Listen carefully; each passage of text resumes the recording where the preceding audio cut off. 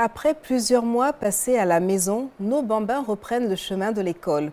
Si certains parents ont déjà le programme de suivi tout tracé, cours de renforcement, répétiteurs et autres activités similaires, d'autres en revanche ne savent pas exactement quel soutien apporter à leurs enfants, surtout si c'est leur première rentrée scolaire. Comment accompagner nos enfants durant l'année scolaire? Si vous vous posez la question, eh bien vous êtes au bon endroit. Muslima, c'est tout de suite.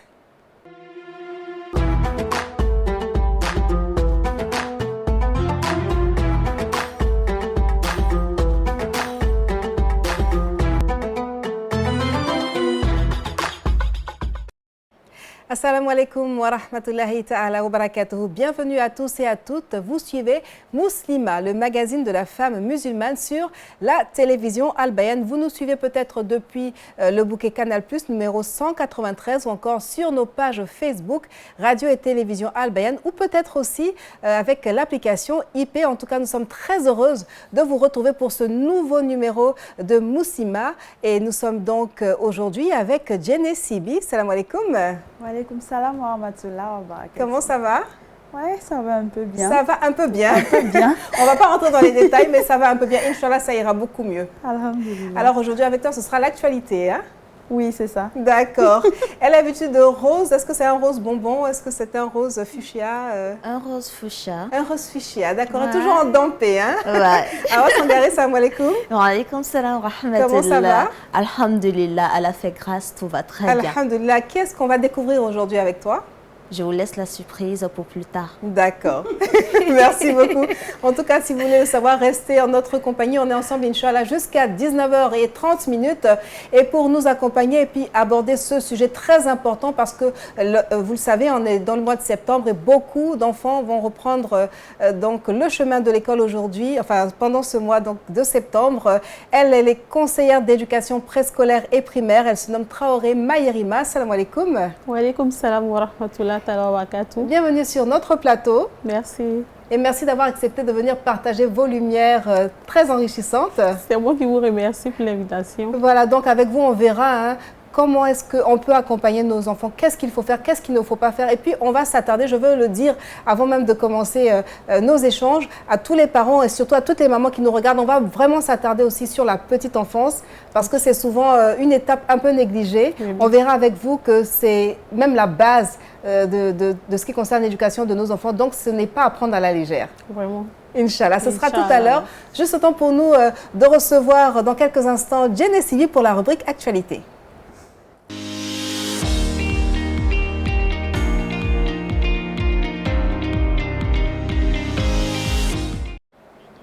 Elle dit qu'elle va un peu bien, mais elle ira beaucoup mieux après sa rubrique Jenny. Encore une fois, salam alaikum. J'espère. Walaikum salam wa rahmatullah wa barakatuh. Alors aujourd'hui, on va faire un petit tour du monde. Pour la première actualité, on va en Égypte. La société égyptienne de plus en plus divisée sur le port du voile. Ça paraît très étonnant, mais discrimination à l'embauche, filtrage dans les restaurants, les hôtels et dans certains milieux, de plus en plus de femmes égyptiennes voilées subissent ces faits. L'Égypte a beau être un pays exclusivement musulman, on ne sait pas trop pourquoi, mais les femmes portant le hijab y sont de moins en moins tolérées, surtout dans les milieux aisés et dans les institutions. Une enquête de la BBC met en évidence ces faits. Selon leur récente étude, de plus en plus de femmes vêtues d'un hijab seraient davantage discriminées par rapport à leurs citoyennes qui n'en portent pas. Et là, nous sommes bouche bée face à cette actualité et on espère vraiment que les choses changeront et qu'on n'est pas en train de partir vers une francisation, si je peux le dire ainsi, de l'Égypte. Et en deuxième actualité, on va aller sur une note avec un peu plus d'espoir. Leila Akram, la première juge américaine voilée. La première juge voilée de l'histoire des États-Unis d'Amérique a commencé son travail il y a à peine 2 mois à Phoenix, dans l'Arizona. Elle est également la première juge de l'histoire des États-Unis, en plus de porter le hijab, qui a été autorisée à prêter serment sur le Coran. Chose qui n'était pas faite d'habitude parce que les serments se prêtent sur la Bible. Et nous sommes vraiment ravis de voir que les choses évoluent et qu'on donne la place à certaines communautés. Elle avait travaillé avant comme avocate de la défense pénale à Maricopa. Elle déclare que son objectif est de servir la société avec équité et honnêteté. Et son ascension à ce poste est un signal et un message fort pour toutes les jeunes femmes musulmanes voilées des États-Unis, notant qu'elle a été nominée à ce poste par le président des États-Unis lui-même. Alors, en troisième actualité aujourd'hui, on va terminer sur une note très triste. À Bobo, il y a eu un féminicide vraiment bouleversant. C'est avec consternation et dans le désarroi que la communauté d'Abobo Plaque 1 a appris la disparition de l'une de leurs, la jeune Fatime, assassinée par son époux. 1001 questions se posent pour savoir ce qui a bien pu se passer pour pousser cet homme à tuer celle qu'il a épousée il y a à peine 2 ans. La famille de la victime est inconsolable et nous attendons tous la suite de cette histoire qui est aux mains de la justice. Alors, on présente nos sincères condoléances à la famille de Fatime et on espère que justice sera faite pour ce féminicide.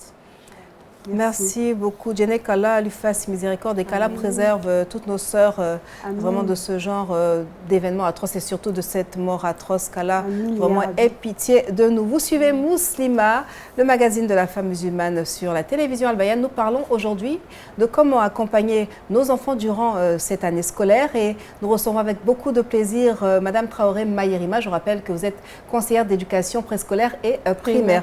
Avant de parler de l'accompagnement durant l'année scolaire, on va s'attarder un peu sur la rentrée scolaire. Hein. À quel moment et comment est-ce qu'il faut préparer la rentrée scolaire pour nos enfants? Merci d'abord pour l'invitation et merci à toute l'équipe de la radio Al Bayan. Il faut dire que la rentrée scolaire est la reprise de l'enseignement dans les établissements scolaires après des vacances. Et cette rentrée est une période très cruciale autant pour les parents que les enfants. Pour les parents, il va s'agir d'abord d'une préparation lointaine. Côté financier, il faudra que le parent s'apprête financièrement à acheter les fournitures et tout ce qui va avec. Et ensuite de cela, il faudra encore que le parent se concentre sur l'enfant qui va commencer les cours bientôt. Donc, c'est une période vraiment que le parent doit bien préparer. On n'attend pas, il ne faudra pas que le parent attende juste à la veille de la rentrée pour parler, par exemple, à l'enfant. On va aller d'abord au niveau du préscolaire. Pour les enfants du préscolaire, par exemple, le parent peut à la maison déjà commencer à échanger avec l'enfant, à dire que tu vas aller à l'école, tu vas aller bientôt à l'école, tu auras de nouveaux amis, lui dire des mots pour le mettre en confiance. Parce que ce sera pour cet enfant-là un premier contact avec l'extérieur, pour les enfants de la maternelle. Donc, il faut d'abord mettre l'enfant en confiance, le rassurer, avant que la période même en elle-même n'arrive. Combien de temps approximativement avant la rentrée scolaire, si c'est une première rentrée justement pour cet enfant-là? Pour une première rentrée pour un enfant de la maternelle, surtout pour la petite section, parce que pour la moyenne et la grande section, c'est des enfants qui sont déjà habitués à sortir de la maison. Pour la petite section surtout, je dirais 4 semaines, disons 1 mois. Le parent, on n'a pas besoin de moyens pour le faire. Le parent, tout est question de communication. Il peut communiquer avec l'enfant, par exemple, dire son petit nom de maison. Est-ce que tu aimerais aller à l'école? À l'école, on va faire ci, tu vas avoir une nouvelle maîtresse, elle sera gentille avec toi. Vu que peut-être je dois aller au travail, je vais t'accompagner ou telle personne va t'accompagner. Tu auras de nouveaux amis, tu vas rencontrer de nouvelles personnes. Mettre l'enfant en confiance. Ne pas montrer à l'enfant que l'école est une corvée, comme certains parents ont l'habitude de le faire. Tu ne te comportes pas bien, la rentrée arrive, je vais t'envoyer, tu vas partir à l'école. Déjà, l'enfant, il est effrayé. Certains parents même qui commencent même à faire des prières pour dire « Ah, Dieu merci, Dieu merci, la rentrée approche. Voilà. La rentrée approche. L'enfant perçoit en fait le fait d'aller à l'école comme étant une punition. Une punition. Un peu comme si on l'envoyait au coin. Un bon débarras, c'est ça. Le coin, on en parlera. Oui, on en parlera. Surtout le coin. Parce que les parents ont une autre appréhension des coins à la maternelle qui n'est pas vraiment ce qui est... Voilà, j'insiste vraiment sur ce volet-là du préscolaire, parce que justement, on se dit que l'enfant va dans une classe qui n'est peut-être pas importante, ils font juste que jouer ou bien ils vont juste chanter. Il y a des parents qui, on va dire, minimisent un peu cette classe-là, cette étape-là de la vie scolaire de l'enfant, alors que c'est vraiment la première fois que l'enfant, en tout cas normalement, se frotte à un environnement scolaire. Donc c'est vraiment le lieu de bien préparer ça et surtout de bien les accompagner. Surtout, la maternelle, la majorité des parents pensent qu'à la maternelle, les enfants ne vont que jouer, dormir et prendre le goûter. La majorité des parents, en tout cas, peut-être que les choses ont commencé à changer. Si, l'école maternelle, on apprend en jouant. Elle a parlé, la sœur Diane qui a parlé des coins. Les parents ont tendance à penser que les coins sont des endroits de punition. Donc, quand l'enfant arrive, par exemple, à la maison, on fait croire cela aux enfants. Quand il arrive pour un enfant de peut-être la petite section qu'il ne connaît pas, quand il arrive à la maison, maman, on m'a mis au coin, la maîtresse m'a mis au coin. Ah, tu as fait quoi? Peut-être qu'il a fait une bêtise. Oui. Alors que non, on se pose. Alors que non, les coins ne sont pas faits pour punir les enfants. Les coins sont des espaces aménagés dans la salle de classe de la maternelle par l'enseignant seul ou accompagné par les enfants eux-mêmes pour qu'ils s'imprègnent de l'utilité de cet endroit-là, de ces espaces-là. C'est des endroits aménagés pour jouer. Et ils jouent, ils apprennent en jouant. Par exemple, dans une classe de maternelle, une classe normale de maternelle, il peut avoir un coin poupée, un coin garage. Le petit garçon va retrouver le garage de papa au coin garage, un coin cuisine. La petite fille, elle va retrouver les ustensiles de cuisine de maman, le coin jeu où il y a des jeux éducatifs, pour que les enfants puissent mieux apprendre en jouant. Une sorte de repère pour les enfants. Oui, mais justement, vu qu'on se dit qu'au coin, vu qu'on a cette idée-là de se dire que c'est après une bêtise, c'est à quel moment qu'on envoie l'enfant au coin? C'est dès la rentrée de la classe ou bien c'est lors de l'exercice ou bien c'est un exercice même qui est fixe au sein du programme scolaire où l'enfant doit aller au coin? Comment ça se passe? Les coins, ces espaces-là sont utilisés pendant les activités. On utilise les coins, les enfants, dans une classe normale de maternelle, normalement, il doit y avoir 25 enfants par exemple. Mais avec nos réalités, souvent, on a tendance à voir ça déborde un peu. Donc, les coins, pendant les activités, les enfants, ils sont subdivisés en petits groupes. Quand la maîtresse s'occupe d'un groupe ici, les autres groupes, ils sont dans des coins en train de mener d'autres activités. Par exemple, le tricot, l'enfilage. On peut leur demander, on leur donne des perles, par exemple. Vous enfilez les perles ici. Après, il y a un autre groupe qui est dans un autre coin. On les occupe en fait dans ces coins-là, le temps de s'occuper d'un groupe et de récupérer les autres pour travailler avec eux. Donc, ce qu'on doit noter en clair, c'est que lorsqu'on dit à un enfant au coin, c'est simplement permettre à l'éducatrice ou bien à la maîtresse de pouvoir mener d'autres activités avec d'autres enfants. Ce n'est pas forcément une punition. Pas de punition, pas forcément, mais pas de punition. C'est éclaircissement. Ce n'est pas pour les punitions surtout. D'accord. Alors, c'est très intéressant ce qu'on a appris avec vous. Donc, les coins, on va retenir que les coins, ce n'est pas forcément pour les punitions. En tout cas, au niveau du préscolaire. On va poursuivre nos échanges. Juste temps pour nous de partir avec la première page de... Bienvenue sur la plateforme de la première radio télé IP de Côte d'Ivoire. Mon nom est Albayan. Vous avez votre téléphone ou votre tablette. Albayan vous offre la totale. Un seul clic et le monde de l'information vous est gracieusement ouvert. Ici, c'est du 100% gratuit. Sur Android, allez vite avec ce petit clic de quelques minutes pour télécharger depuis Play Store le All-in-One d'Albayan. Vous avez un iPhone, c'est aussi facile que tout. Un seul clic. Depuis Apple Store pour télécharger gratuitement votre joyau, l'application mobile d'Albayan. J'ai dit All-in-One, le tout en un. Oui, Albayan vous offre un live Direct TV en continu. Télévision Albayan, la chaîne de l'islam éternel pour l'éternité. Assalamu alaikum wa rahmatullahi wa barakatuhu. Bienvenue, vous êtes sur la télévision Albayan. Et faites télécharger l'application All-in-One d'Albayan sur Play Store ou Apple Store et restez connectés à tout moment, partout et sur tout support. Je suis Albayan, la première radio télé IP de Côte d'Ivoire. Alhamdulillah! Télévision Albayan, la chaîne de l'islam éternel pour l'éternité. Aujourd'hui, sur la télévision Al-Bayan. Fidèles musulmans, chers frères, chères sœurs, sachez que c'est lui qui a créé toutes choses en lui donnant ses justes proportions et a ordonné les choses comme il le veut.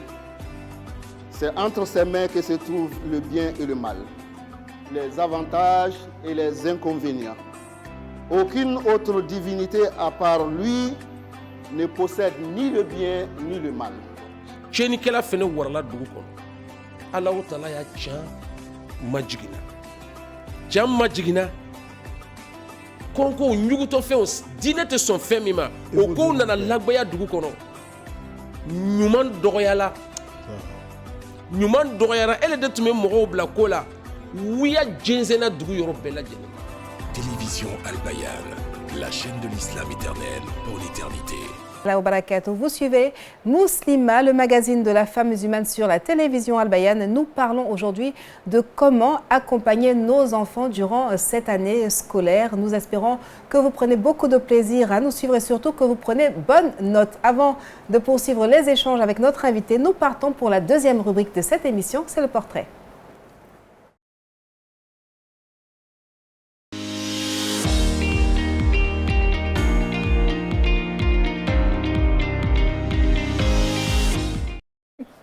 Et voilà, elle nous promet une surprise aujourd'hui. Elle, c'est Awa Sangaré de Rose Vêtue aujourd'hui. Salam alaikum Awa. Wa alaikum salam wa rahmatullah. Quelle est la surprise du jour pour le portrait? Pour le portrait d'aujourd'hui, nous allons parler d'une femme très spéciale, tout comme vous, bien évidemment. Machallah, tout comme nous toutes. Inch'Allah. Elle fait partie de la lignée prophétique et pour suivre le chemin de mes consoeurs qui ont présenté des figures issues de la famille du prophète Mohammed alayhi salatu wassalam. Aujourd'hui, je décide de vous parler de Fatmat Zahra radiallahu anha. Fatmat Zahra fut la plus jeune des filles du prophète Mohammed alayhi salatu wassalam et de la grande Khadija radiallahu anha.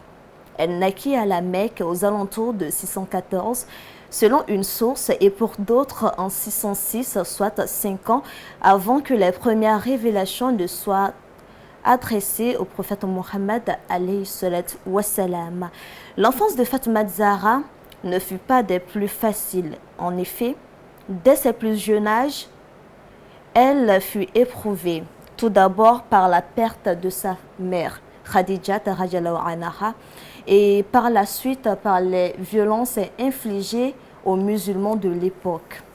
Fatmat Zahra a dans ce contexte développé une relation saine avec son père et celui-ci la surnomma Habiha, qui veut dire la maman de son père, valant à Fatmat Zahra d'être aujourd'hui un modèle de bonté et surtout de sincérité.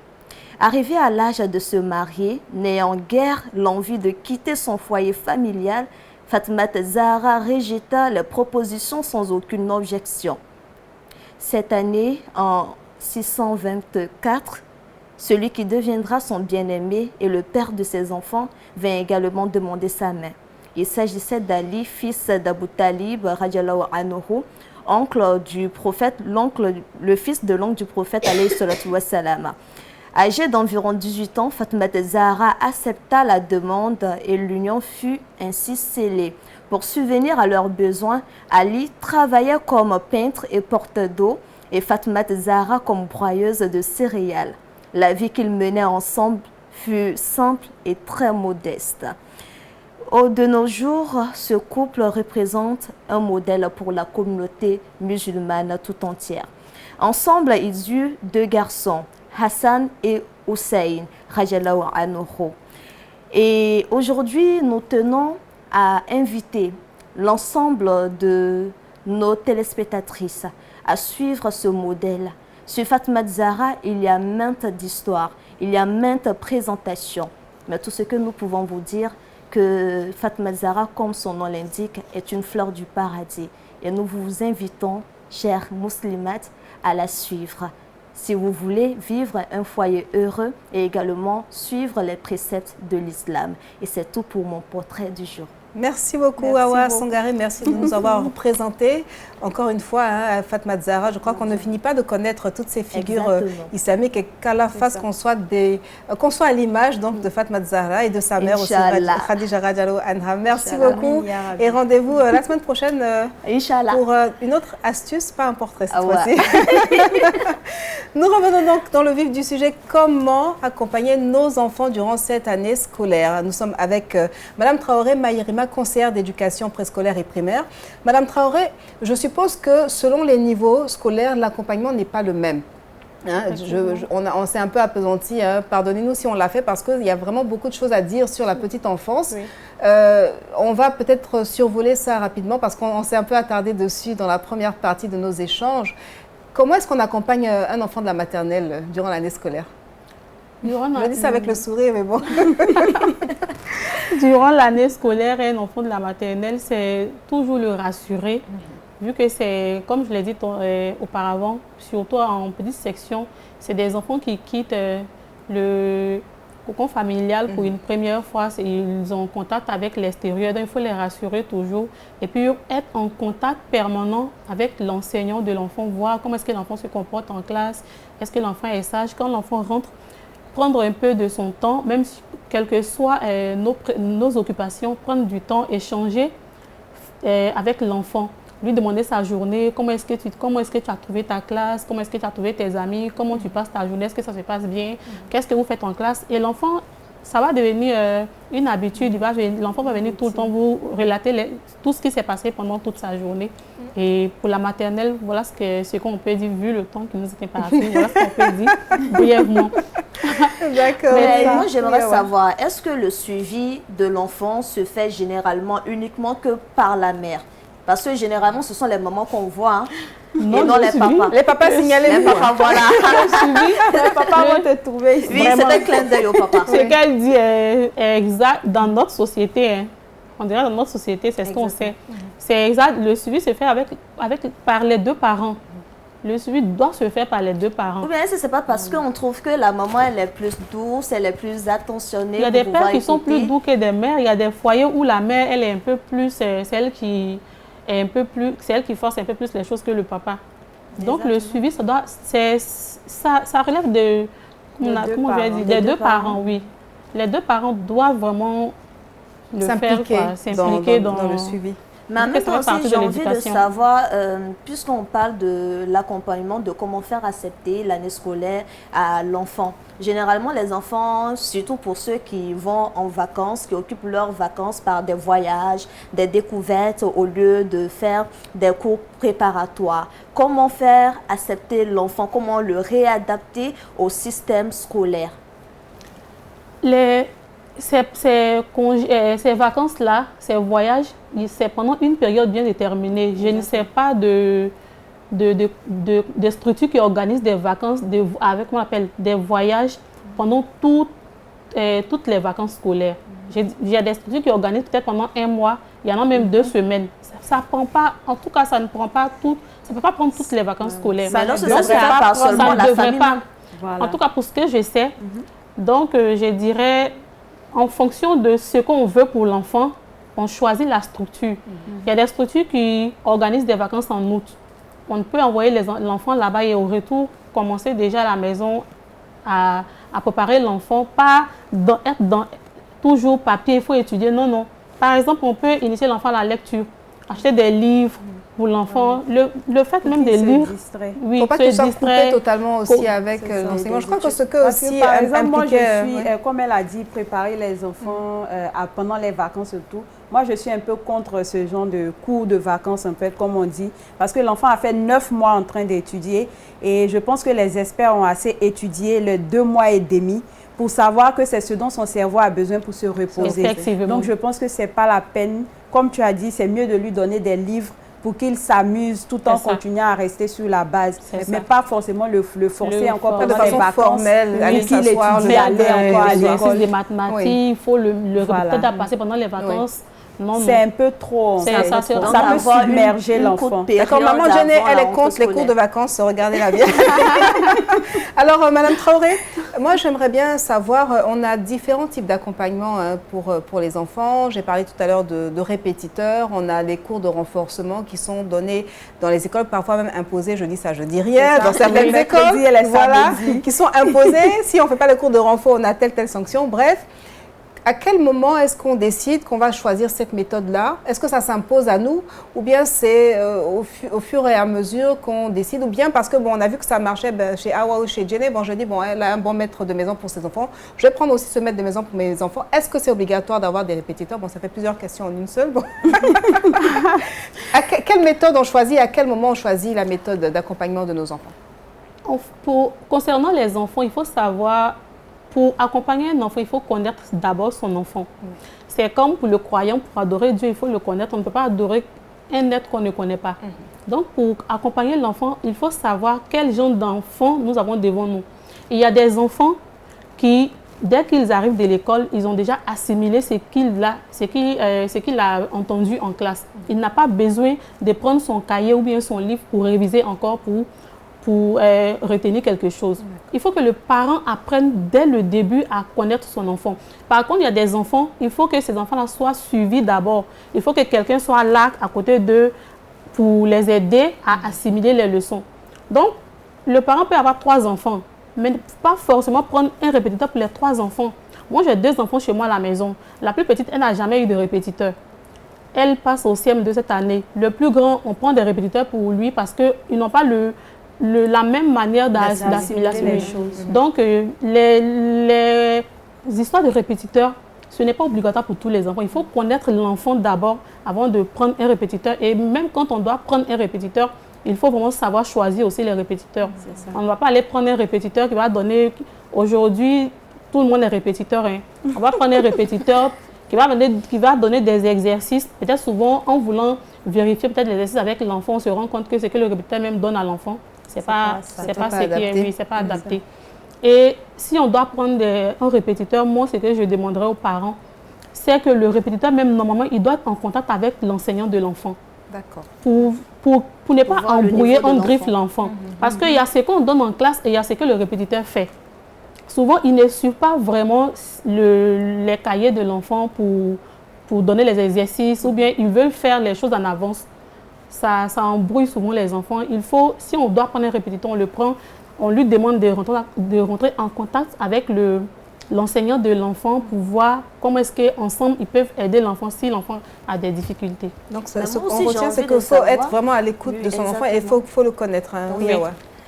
J'ai envie de savoir aussi pour nous autres qui aimons énormément, par exemple, pratiquer des exercices physiques ou bien faire le sport, qui veulent par exemple inscrire les enfants au cours de karaté par exemple.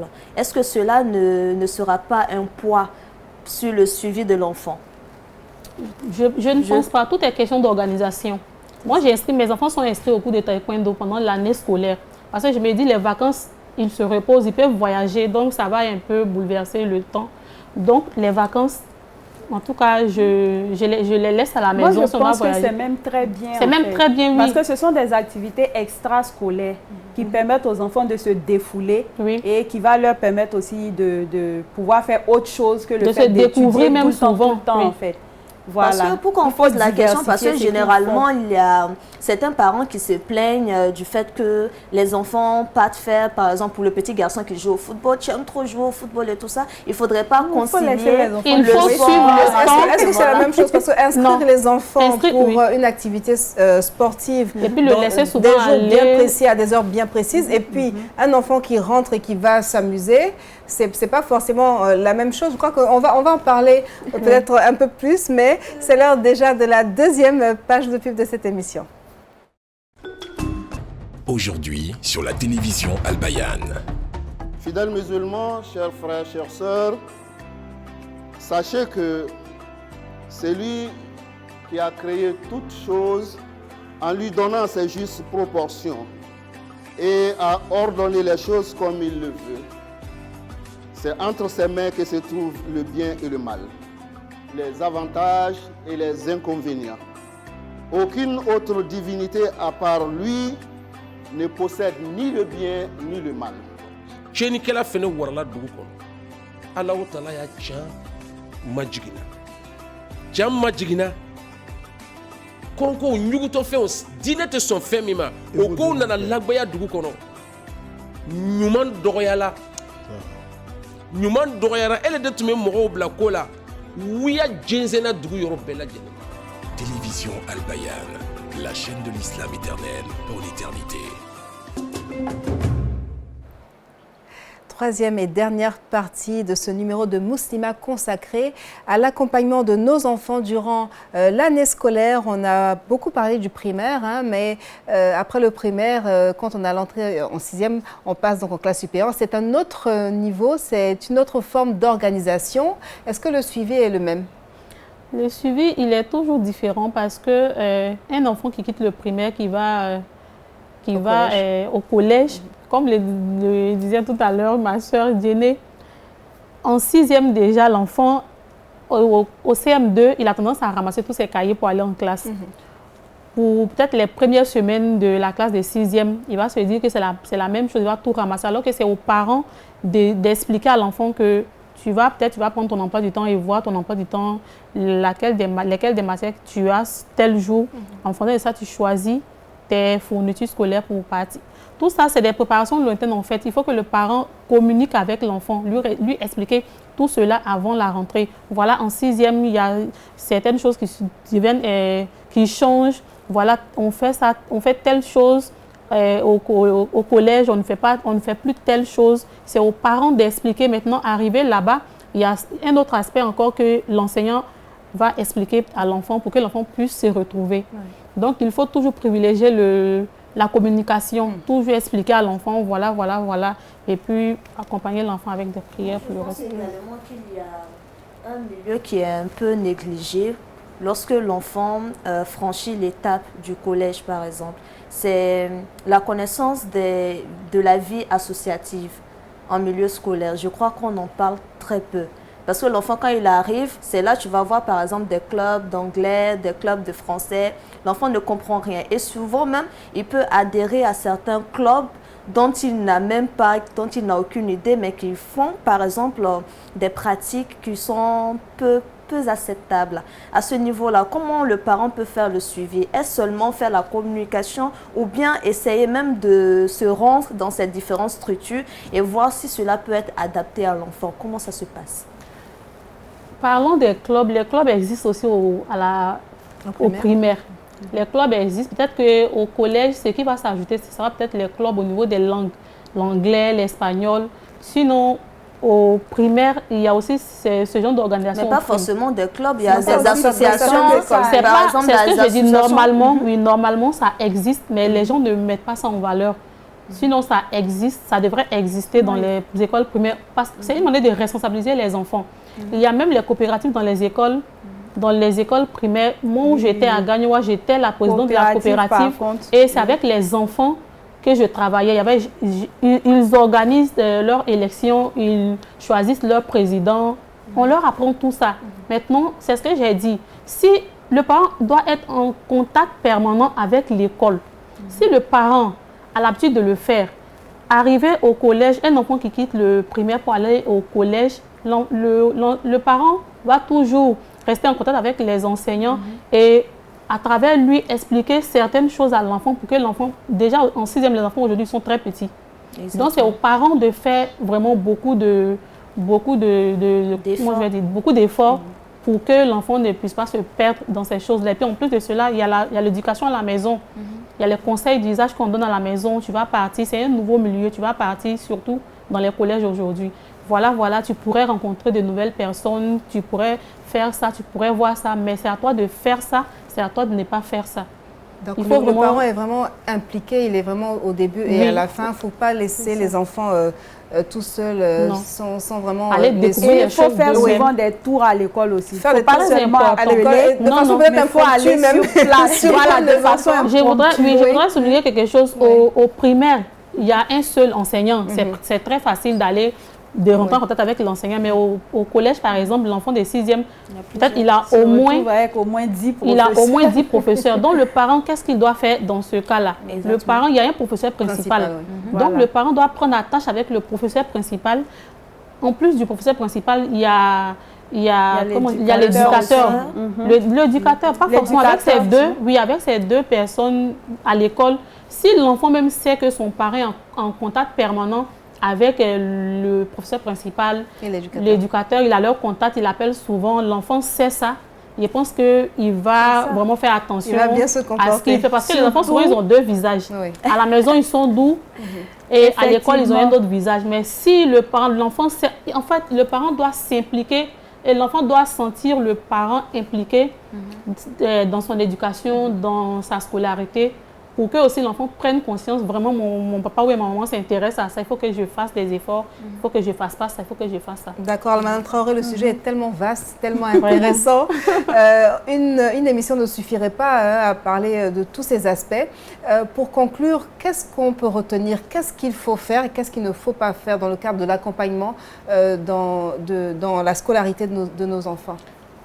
Pour conclure, nous allons retenir que pour accompagner nos enfants, il faut vraiment que les parents, dès la maternelle, ils apprennent à communiquer avec les enfants, ils apprennent à mettre les enfants en confiance, ils apprennent à échanger avec les enfants et il faut que le parent soit en permanence en contact avec l'école. Ne pas aller inscrire, on peut avoir des millions et lorsqu'on ne s'implique pas réellement dans la scolarité de l'enfant, ça ne va pas être ce qu'on veut réellement. Et en plus de tout ça, en tant que croyant, on peut faire tout ça, mais c'est un être suprême qui est au-dessus de nous, qui facilite toutes choses. On fait tout ça et on accompagne tout cela de prières, de tout ce qu'on sait en tant que croyant pour que Dieu facilite les choses pour nos enfants. Allah subhanahu wa ta'ala soutienne tous les parents et tous les enfants pour cette année scolaire qui commence. Et puis une chose aussi sur laquelle je voulais revenir avant de se quitter, c'est vraiment de connaître son enfant. Oui, tous les enfants n'auront pas forcément besoin d'un répétiteur ou de cours de renforcement. Chacun assimile à sa manière. Et puis aussi, on va dire, ne vous moquez pas des enfants qui pleurent à la maternelle parce qu'ils quittent leur environnement pour la première fois. C'est ça. C'est pas toujours évident. Il faut les mettre en confiance. Blaguer, souvent les mères au dos même, mais bon, c'est passionnant. Oui. Il y a des moments qui pleurent. Je suis sûre que quand mon tour va arriver, je vais pleurer. On va faire, vous savez, on va attendre quand Jenny va. Non, elle ne va pas pleurer si elle fait ce qu'on lui dit. Voilà. Il faut déjà préparer l'enfant, le mettre en commun. Tu vas partir bientôt, parce que c'est les larmes de l'enfant qui font pleurer la mère. Mais quand il est rassuré, que tu l'accompagnes, il est... Non, pas tout le temps, hein. Souvent, tu arrives et puis l'enfant, il fait « Au revoir, maman, il faut partir ». Oui, et là, il te sent mes gens. Mon enfant, il grandit. Tu fais ça, tu m'as trahi. Tu vois, voilà, tu ne reviens pas. Tu te dis, non, mais je ne peux pas me faire ça. Je suis sûre qu'il y a beaucoup de mamans qui nous regardent, qui sont dans cette situation. Le débat peut continuer chez vous à la maison. Merci, Madame Traoré Mayerima, d'avoir été sur ce plateau. Je rappelle que vous êtes conseillère d'éducation préscolaire et primaire. Merci infiniment pour tous vos précieux conseils. Merci, Jenny Sibi, pour ces actualités un peu tristes, mais bon, qu'Allah nous soutienne, Inch'Allah. Merci à Awa Sangaré, la dame au Dampé, pour ce très beau portrait de Fatma Zahra.